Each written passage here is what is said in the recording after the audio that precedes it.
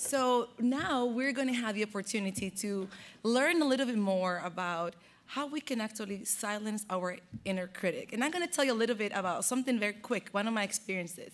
I have a 14-year-old boy that I adore. And 2 weeks ago, I was complaining because I was going to go out, and oh my God, and my belly's big, and I'm complaining about everything. My color of the hair, I didn't get time to cover my whites. I mean, literally, I'm getting dressed, and there's no one thing positive I'm saying. And he says, Mommy, stop. And I looked at him and I said, what? He's like, stop it. You're the most beautiful mom ever. And I felt like incredible. And I might not be the most beautiful mom, but I'd be damned if any one of you don't believe that I am. Because I'm telling you, I was going to the airport for some business travel, and if you see me how I was walking in that airport, you were like, oh my God, who is she? Because I was owning it. I was gorgeous, I was pretty, but I couldn't do it on my own. And that is the sad part. We all need to learn how to actually quiet down that inner critic and start loving who we are and accepting ourselves. And now we have the opportunity to have, again, Elizabeth Lombardo, who's going to be telling us how to do it and teaching us some strategy so that we can fight, because not all of us have a 14-year-old boy who thinks you're the best thing in the world. So for all of us, so now let's give her a hand of applause and invite her so that we can all learn something new today.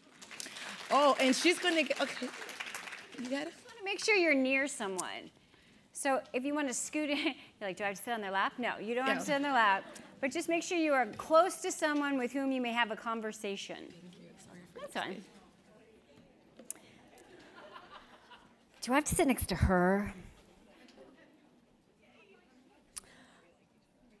Better than perfect. 7 strategies to crush your inner critic and create a life you love.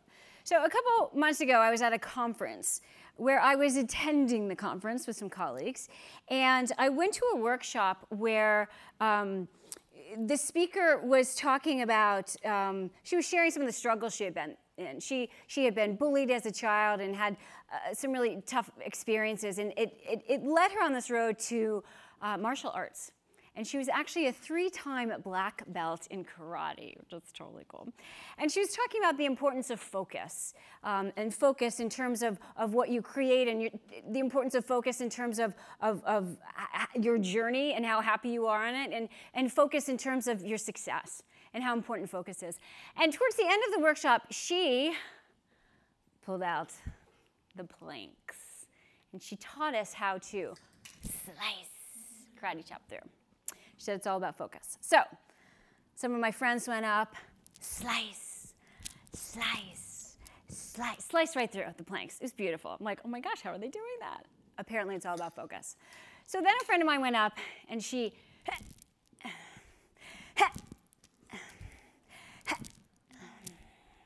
did not slice. She did, however, bruise her hands. She walked away, got some ice on it, feeling a little, upset with herself, and I was next. I'm like, oh, that's not going to happen to me. So I get up in front of this plank. And now, mind you, I didn't know we were doing this, so I'm wearing a dress and heels, okay? And I get in front, I'm in front of this plank, and I'm focusing. I am focusing on this plank. I'm focusing on this plank. I'm focused. And I slice. Problem is, the slice was not through the plank of wood. It was up my dress, all the way to the waistal region. Yes. The gentleman behind me saw a little more of me. He and his husband saw a little more of me, but still saw a little more of me. So here I am, with a bit of a bruised ego, certainly a little bruise here, and I have a choice. Well, what am I going to do? Well, in my book, that's not a choice. I had a good friend who was there. She had a jacket. She ran up. She tied the jacket around my waist. And then I remembered what the instructor had said about focus. You don't focus on the plank. You focus on past the plank. When you focus on the plank, you stop at the plank. When you focus on past the plank, you stop at past the plank. So, all tied up and covered, slice. I sliced through. Then I ran upstairs and changed my dress. Why do I share this embarrassing picture or story? Because it's really about focus. It's really about focus. You know, earlier today we talked about focusing on your inner critic, or on your inner critic controlling you. And I would contend that one of the reasons why we have such a huge inner critic is because we are focused on perfectionism. Perfectionism. Now, you may not associate yourself with perfectionism. A lot of times people think a perfectionist is someone who likes to have a neat junk drawer. But it's really so much more than that. So here's a little quiz to see how perfectionism may play a role in your life. You give a presentation, a talk. You have a conversation with somebody. And afterwards, even if they're like, great job, good question, it was nice talking to you, all you can do is think about that one little mistake you made, right? You flubbed up over a word, or your response was not as eloquent as you wish it had been. I call this pressing on a bruise. You ever press on a bruise? Yeah, it doesn't feel good. And it doesn't help with the healing process. All or nothing perfectionism. Or maybe you're crafting an email to your boss's boss or an important customer, and it takes you 22 minutes to write something that should take 37 and a half seconds. Or maybe for you, it's in your personal life. I had one cookie and messed up my diet. I might as well have the whole plate. All or nothing, right? Perfect or failure. Perfect or forget it. That's what perfectionism is. Tell a perfectionist, oh, it doesn't have to be perfect. And this is what she'll say. I know. And this is what she'll think. Yes, it does. And here's why. Because a perfectionist thinks in all or nothing terms. It's either perfect or it's a failure. But then perfectionists take it one step further. If it's a failure, then I'm a failure. It's that personalization, that conditional self-worth that goes into being a perfectionism. And that's why it's so hard to get rid of your perfectionism.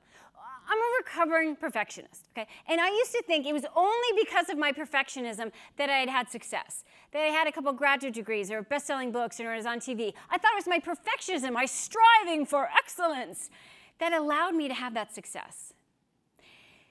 And then I had 2 daughters. And I realized, I don't want to pass this on to my kids. And I started thinking, is it possible to have the good of perfectionism and get rid of the not so good? Get rid of that inner critic, that fear of failure? I like to think of perfectionism as a chocolate cake. Mostly because I like chocolate cake, but just bear with me. Imagine that you are making a chocolate cake. And you have all the finest ingredients. You have cocoa straight from Switzerland. You have eggs from cage-free hens who are massaged daily. You have butter from Irish cows that only listen to Mozart. You have all these ingredients and you mix them up, you can almost smell it. And then you take a cup of dirt, put it in, mix it up, and bake that cake. Now, my question to you is, would you eat that cake? No. And to me, that's what perfectionism is. It has a lot of great qualities: striving for excellence, pushing yourself to be even better, wanting to make a significant impact. But it's also got dirt, the inner critic, the conditional self-worth, the fear of failure. So I say, instead of focusing on perfectionism, let's focus on being better than perfect. Better than perfect. And I wrote a book called Better Than Perfect: 7 Strategies to Crush Your Inner Critic and Create a Life You Love. And when the book first came out, I did a media tour, and one of my interviews was on the Today Show. And right before the cameras went live, Kathy Lee Gifford, who's one of the hosts on the Today Show, she was reading the teleprompter, and she looks at me, and she says, "Better than perfect? Better than perfect? I spend my whole life trying to be perfect, and now I've got to be better than perfect?" But better than perfect's not about more stress. It's actually about less stress. It's about crushing your inner critic so you really can create the life that you love. And what I'd like to do today with the rest of our time is to look over the 7 strategies to crush your inner critic. Now, I'm going to give you an overview of what those 7 strategies are, and then we're going to take one of them and do a deep dive, just because we don't have enough time to do it all.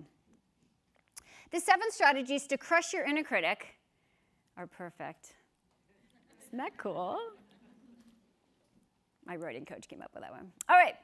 Strategy number 1, P, post-mortem your past. Your inner critic, your perfectionism, how you view yourself is because of your past experiences, from childhood to 5 seconds ago. Okay? And even though it happened in the past, we don't always keep it in the past. A lot of times we'll bring it with us. And we're actually going to do an exercise on this later. But the focus or the idea is don't let your past control you.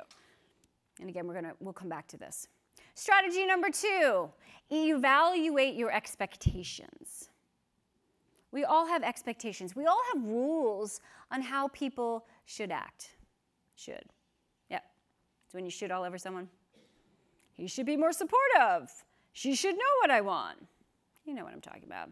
You should all over someone else, or you should all over yourself. I should be more prepared. I should work out more. Should, judging, judge, criticize. Okay. And we all have a rule book. I was on a talk show once in New York City, and the host, who's a guy, said, so wait a minute, we all have a rule book. Do guys have a rule book? And I said, well, here's the thing. Everyone has a rule book. Men's tends to be like a pamphlet, and women's is a manifesto, but we all have a rule book. We all have ideas on how people should act. The problem is everyone has their own rule book. My rules aren't the same as yours. And your partners, your coworkers, everyone has different rules. And so when those rules don't jive is when you can have tension between people. It reminds me of, I was working with a client who at 5:30 on a Friday afternoon received an email from his boss. And the email said something like, hey, just got off the phone with Frank, who is her boss, and need to talk to you first thing Monday morning. And my client's freaking out, right? Because he's like, well, if it's something good, she should tell me. But it isn't. And she didn't tell me, so it must be something bad. Stressed out all weekend. Was supposed to meet with his boss at 8 a.m. He's probably there at like 6:30 in the morning, right? And he's there, and he's just waiting to be fired or reprimanded or whatever. And she said, okay, here's the deal. Frank's leaving. I'm going to take his place. You're taking my place. Gigantic promotion. Now, I don't coach his boss, but my guess is that her rule book was something like, he should know. He should know he's not in trouble. That's ridiculous. I'm not going to tell him that. He should know. Different rules, different experiences can cause a lot of tension. So you want to evaluate your expectations. How are they working for you in your relationships? Next one, reinforce new roads. We talked this morning about how when your brain fires in certain pathways, that's how you have a thought. And the more you have that thought, the more frequently that pathway or that road is taken. And so when we talk about reinforce new roads, it's really about how to change your brain in a sustainable way. So instead of just an affirmation, I believe in myself. That doesn't necessarily stick, right? But we're talking about really changing the structure of your brain so that the new road that your brain nerves are taking is one where you can control your inner critic. And a great place to see this is with glossophobia. How many of you suffer from glossophobia? Sorry, shrinks love to have weird names, right? Fear of public speaking. How many of you have ever been afraid to speak in public, right? I mean, I shared with you earlier, like I used to be like, no way would I do that. 75% of the population admits to being fearful of speaking in public. I'm pretty sure the other 25 are too afraid to even say that they are, but... And it used to be that as a psychologist, if someone came in to deal with fear of public speaking, they would try to have you calm down. Just take deep breaths. Get into your Zen place before you go on stage. That doesn't work, yeah. If anything, you fall asleep on stage, not really effective. But what we find is that something called anxious reappraisal is quite effective. And anxious reappraisal means reappraising or reinterpreting your feelings of anxiety. So before you go on stage, before you have a conversation with a client, before you speak with someone, when your heart is racing, instead of thinking, oh my gosh, my heart's racing, I'm totally gonna mess up, you reinterpret that to be excitement. My heart's racing. I'm really excited for this. I'm excited to share this information. I'm excited to see how the audience or the person with whom I'm speaking, I'm excited to see how they react. I'm excited to hear what their reaction is so I can learn from them.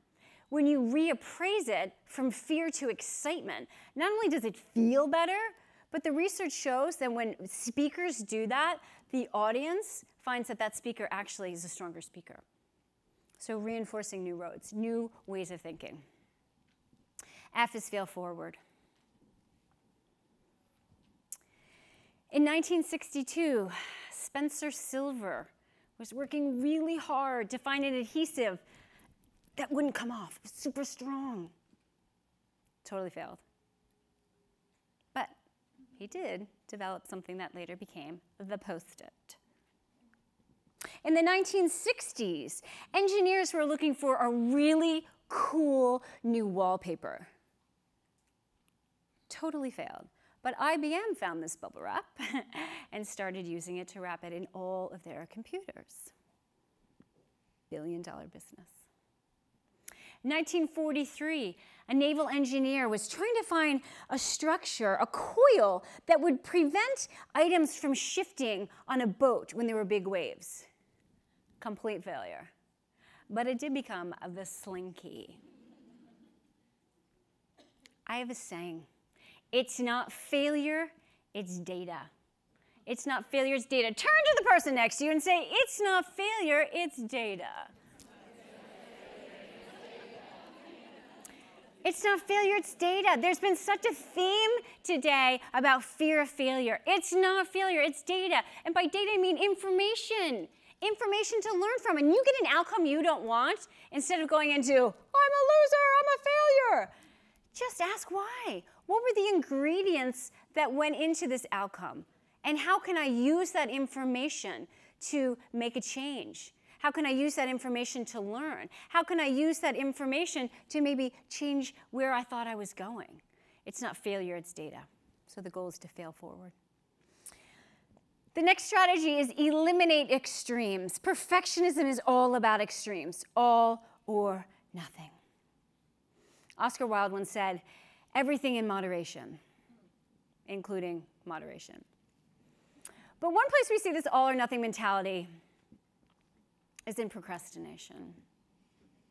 Okay?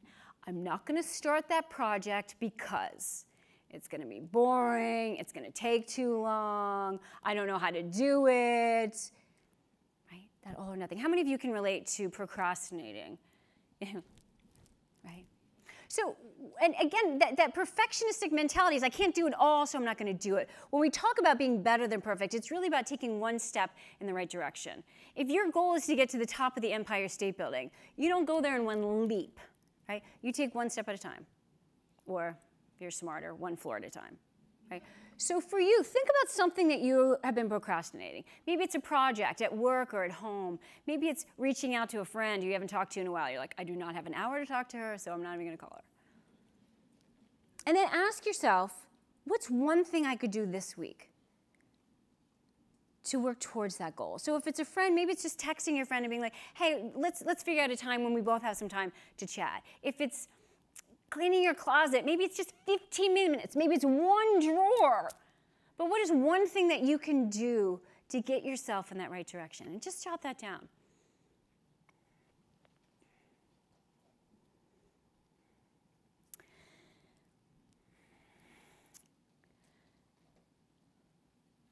Oh, and then do it. Forgot that part. Strategy number 6, create, don't compare. Research shows that the longer you spend on Facebook, the more likely you are to be depressed.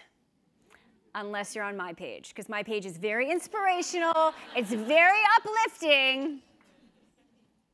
And the reason why people tend to be depressed when they get on Facebook is because they compare themselves, right? Oh my gosh, her kids are perfect, the perfect vacation, the perfect meal. She always looks perfect. We all would look perfect if we always had a filter over us, right? But this notion of comparing ourselves. There's something called imposter syndrome. Imposter syndrome is where someone feels like they are in way over their head and people are going to figure it out. They're going to figure out I'm a fraud. How prevalent do you think this is? 5% of the population? 45%? 70%.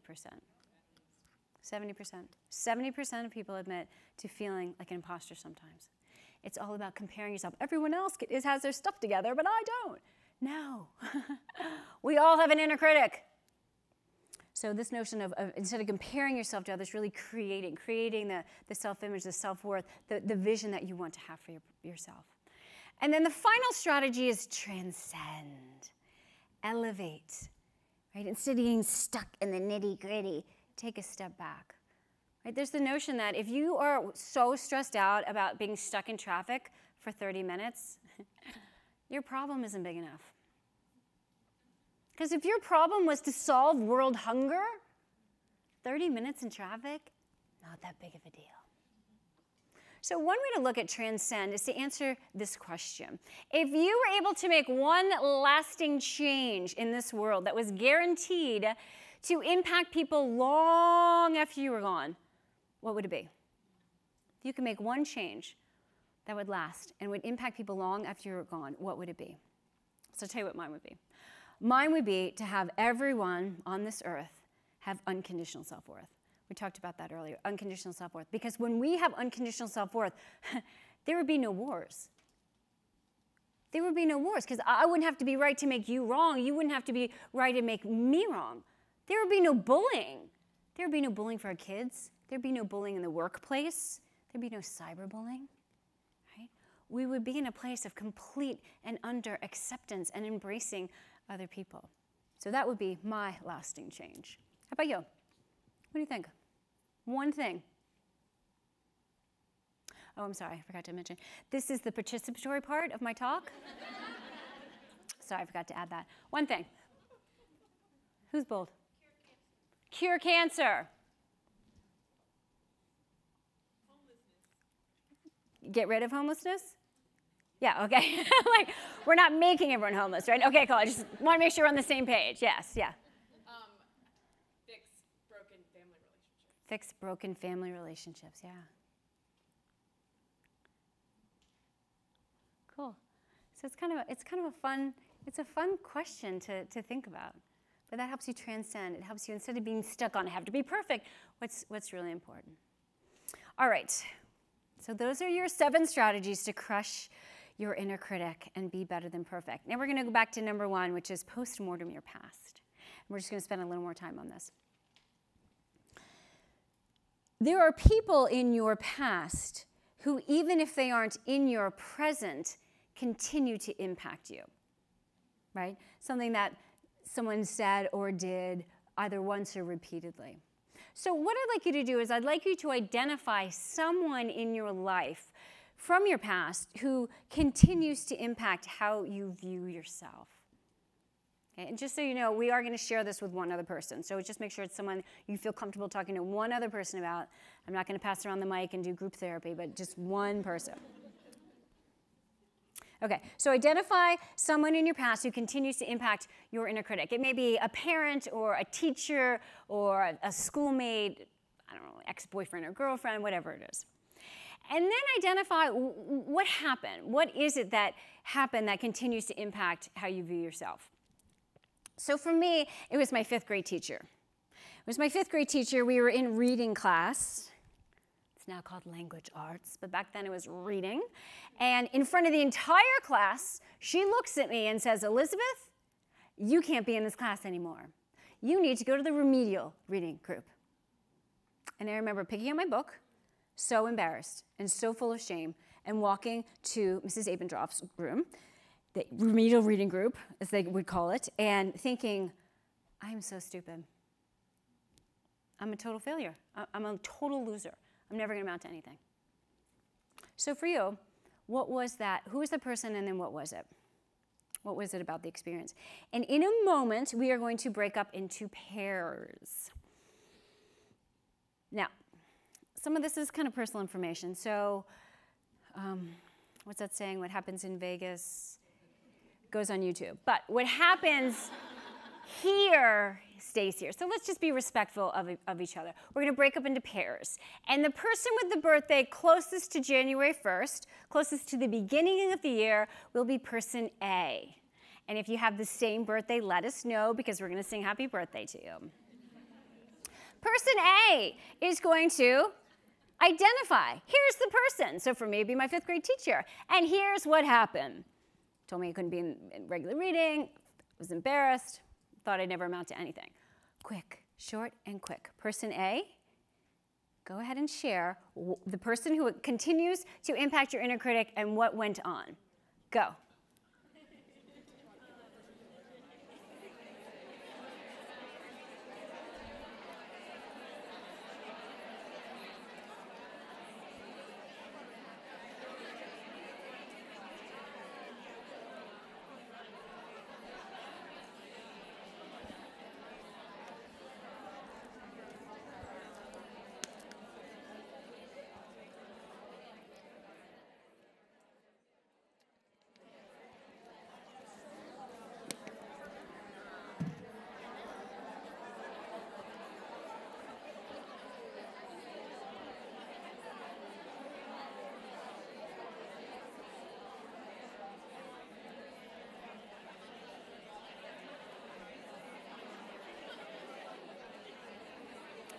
Okay, if you can hear me, just go ahead and stop talking and raise your hand, please.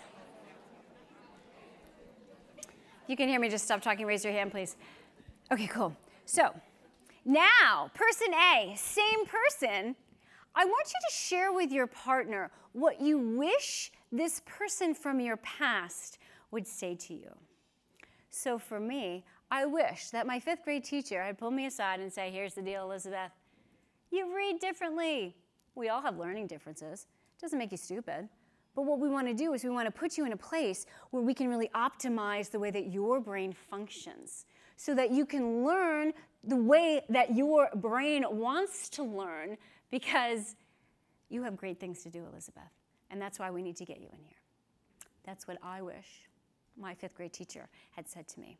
So person A, same person, share with your partner what you wish this person would say to you. Go.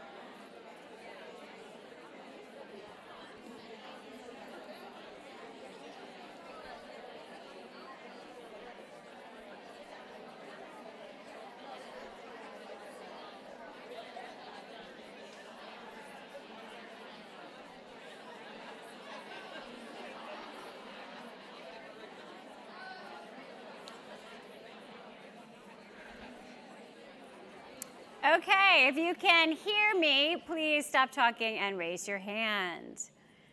Okay.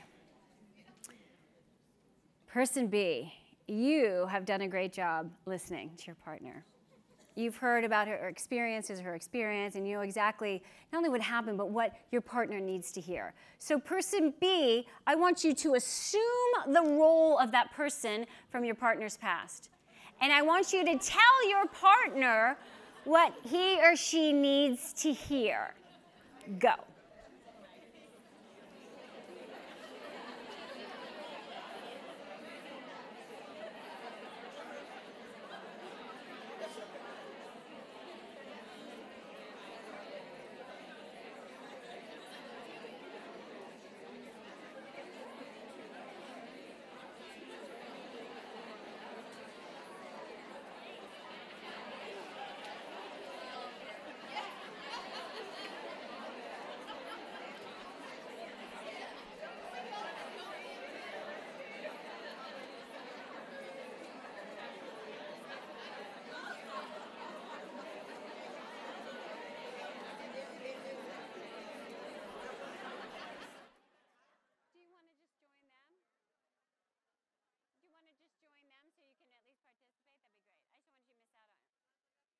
love this exercise.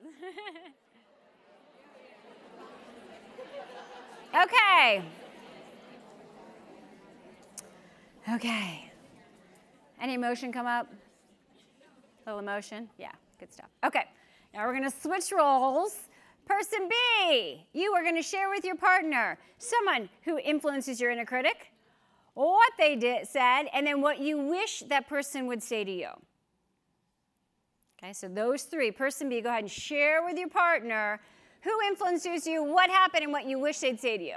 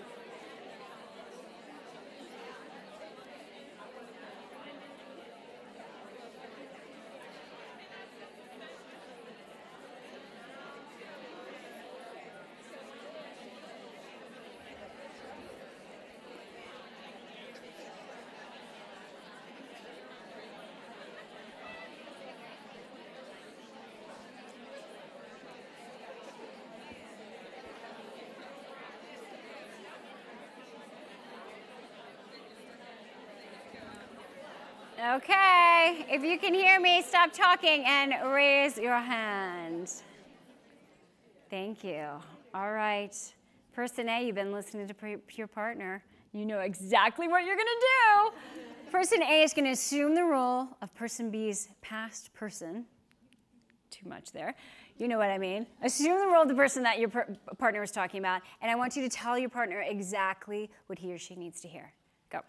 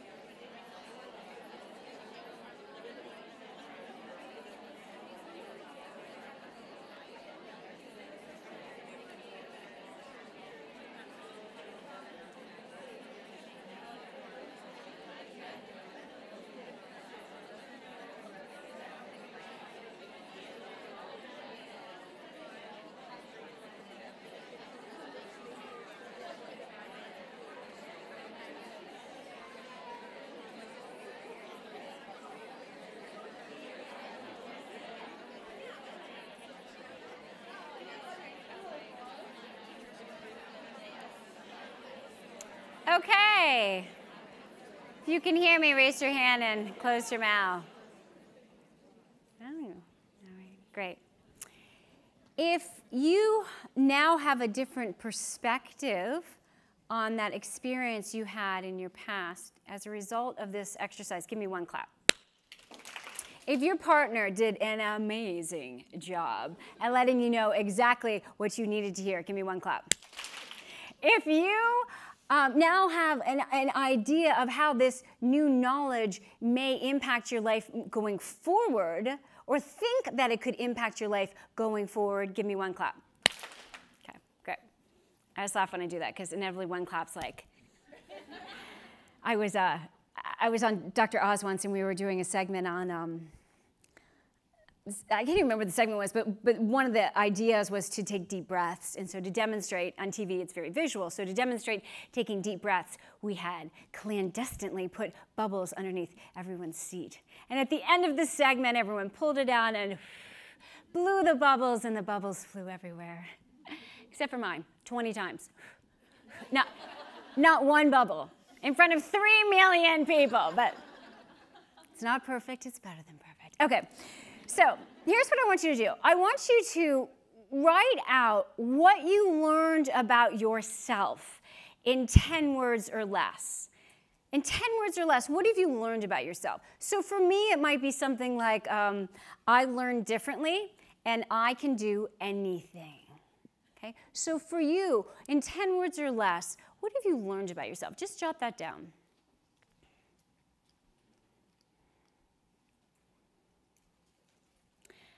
And if you were one of the people who did not participate in this, what would you have learned if you had participated?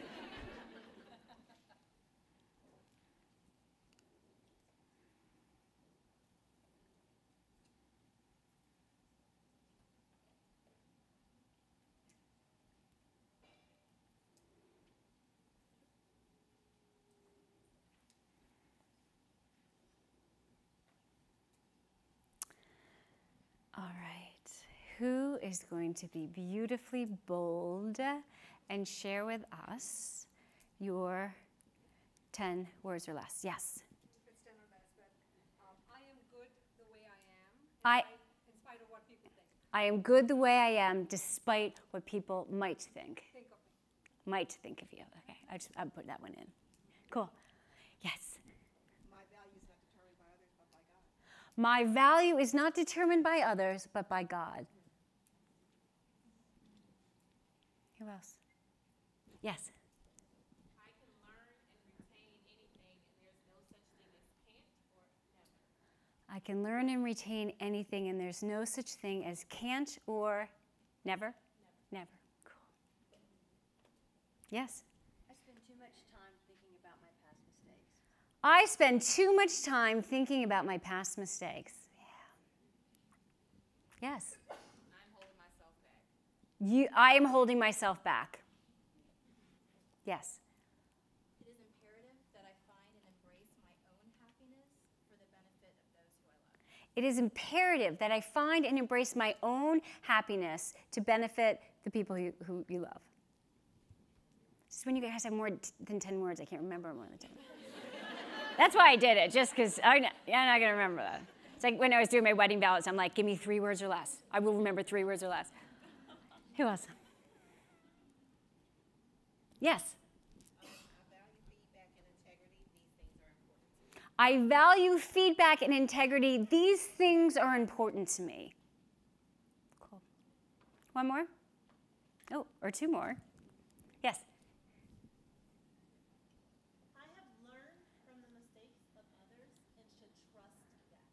I have learned from the mistakes of others and should trust that. Good. Well, yeah. I said imperfection cannot control me. Imperfection cannot control me. Yeah. Is anyone else like, oh my gosh, I wish you'd just say one more person? Do you have the little finger? Like, maybe, wait, me, no.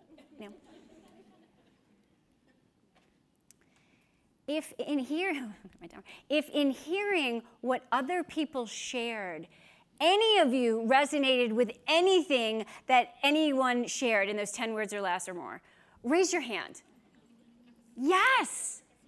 Here's the deal. We all have an inner critic. Our goal is to crush that inner critic, to create the life that you want. And instead of focusing on being perfect, always remember that you are better than perfect. Thank you so very much.